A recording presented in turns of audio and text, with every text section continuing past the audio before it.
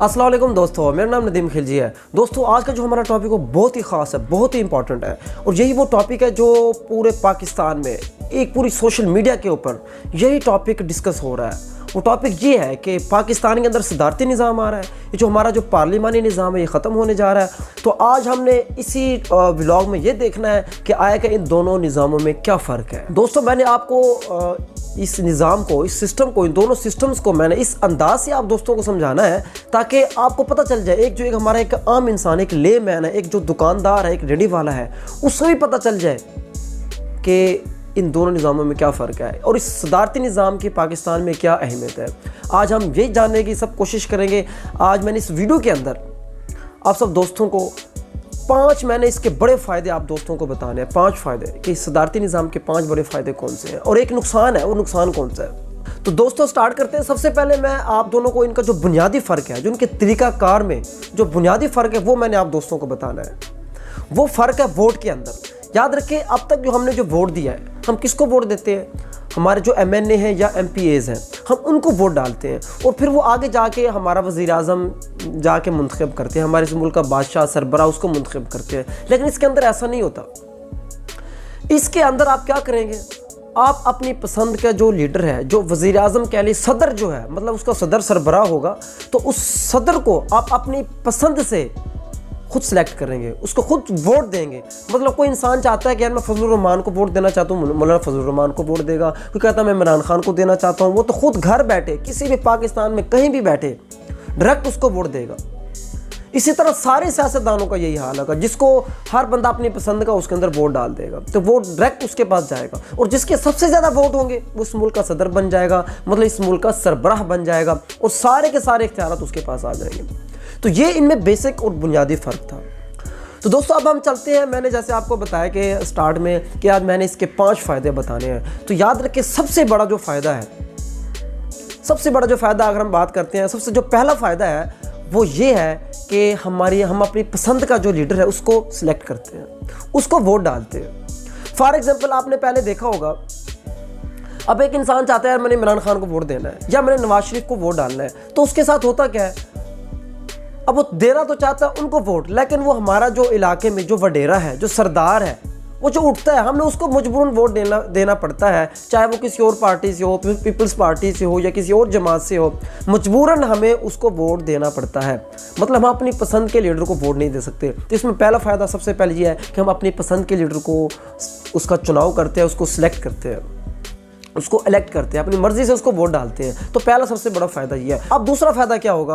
अब दूसरा फ़ायदा ये होगा कि वो जो लीडर जो है, वो जो सदर बनेगा, जो इस मुल्क का सरबराह बनेगा, वो अपनी मर्जी से कानून साजी करेगा। फॉर एग्जाम्पल मैं आपको मिसाल देता हूँ। अब अगर इमरान खान है या कोई भी लीडर है, अगर वो चाहता है कि यार मैंने इस मुल्क के अंदर से सूद को ख़त्म करना है, सूद का मैंने ख़ात्मा करना है, लेकिन वो कर नहीं पाता क्योंकि वो मातहत होता है। हमारे जो अपना जो निज़ाम चल रहा है पार्लियामेंट वाला, उसकी मैं बात कर रहा हूँ।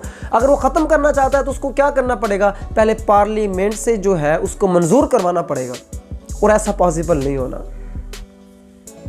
क्योंकि उन सब लोगों के वहाँ मफादात जुड़े हुए हैं, मफाद जुड़ा हुआ सब लोगों का। तो इस वजह से जो है ना वो मजबूर हो जाता है कोई काम उसको एक्शन लेने से। इसी तरह अगर कोई इमरान खान है, कोई बंदा अगर चाहता है कि मैंने जो है ना इस मुल्क से करप्शन का खात्मा कर देना है, जो लोग करप्ट हैं उनको मैंने सीधा फांसी पे लटका देना है, तो मुझे बताइए ये बिल मंजूर होगा पार्लियामेंट से? तो कभी भी नहीं होगा।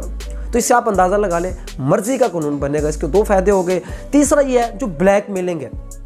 अभी आप इमरान खान की मिसाल ले लें, आपको पता है कितने लोग इसको ब्लैकमेल कर रहे हैं, उसकी अपनी पार्टी के लोग ब्लैकमेल कर रहे हैं। एक ही MP है, मैंने खड़ा होकर ब्लैकमेल करना शुरू कर देता है। अब इनके साथ इत्तेहादी है जिनकी 2-2 4-4 सीटें हैं, वो उसको ब्लैकमेल कर रहे हैं। अब हमारा जहांगीर तरीन साहब है, उसको आप देख लें।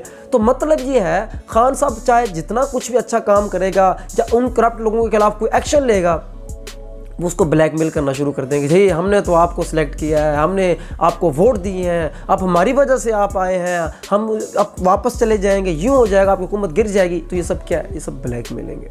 3 फ़ायदा। चौथा जो है जागीरदाराना जो सिस्टम है, उसका ख़त्मा हो जाएगा। आपको पता है पाकिस्तान की सबसे बड़ी ख़राबी जो है ना इसी जागीरदाराना सिस्टम में है कि हमने सिर्फ क्या करना है, अपने जो हमारा जो इलाके बडेरा है, हमारा जो रिश्तेदार है, हम उसको वोट देना है, हम आगे नहीं सोचते। अब एक इंसान मजबूरन हम उन्हें वोट देते हैं। अब एक इंसान चाहता है मैंने इमरान खान को वोट देना है और मैं वो मुल्क में तब्दीली लाएगा, तो मुझे बताएं इस सदारती निज़ाम में, जो सदारती निज़ाम में होगा उसके अंदर क्या होगा, उसमें वो डायरेक्ट अपनी मर्ज़ी से अपने लीडर को सिलेक्ट करेगा। तो उसके अंदर जो जागीरदाराना जो दरमियान में जो सिस्टम है ना वो ख़त्म हो जाएगा, काफ़ी हद तक ख़त्म हो जाएगा। और पांचवा जो उसका जो बड़ा फ़ायदा है, पांचवा फ़ायदा ये है कि आपको वोट ज़ाया नहीं होता। मतलब आपने अगर इमरान खान को वोट दिया है तो वो लाजमन इमरान खान के पास जाएगा, उसकी वैल्यू होगी, एक वोट की भी वैल्यू होगी। लेकिन यहाँ आपको पता क्या होता है, अगर एक हल्के के अंदर 4 बंदे उठते हैं, बल्कि 10-10 बंदे उठते हैं, कोई उस पार्टी का, कोई इस पार्टी का, कोई आज़ाद, कोई दूसरा आज़ाद। अब होता क्या है, एक जीतने वाली पार्टी क्या है, वो जो जीतने वाली पार्टी है वो फॉर एग्जांपल 50,000 वोट लेती है जीतने वाली, और जो बाकी जो 9 बंदे हैं, जो 9 उम्मीदवार हैं, वो कितना वोट लेते हैं, 1.5 लाख। मतलब 1.5 लाख वाले हार जाते हैं और जो 50,000 वाला है वो जीत जाता है। तो इसमें सदारती निज़ाम के अंदर क्या होगा, आपका वोट ज़ाया नहीं होगा। तो दोस्तों ये थे जो मेरे माइंड में थे 5 फ़ायदे। उम्मीद है आप सब दोस्तों को, जो एक आम इंसान भी है, एक आम लेमैन भी है, उसको समझ आ गए होंगे।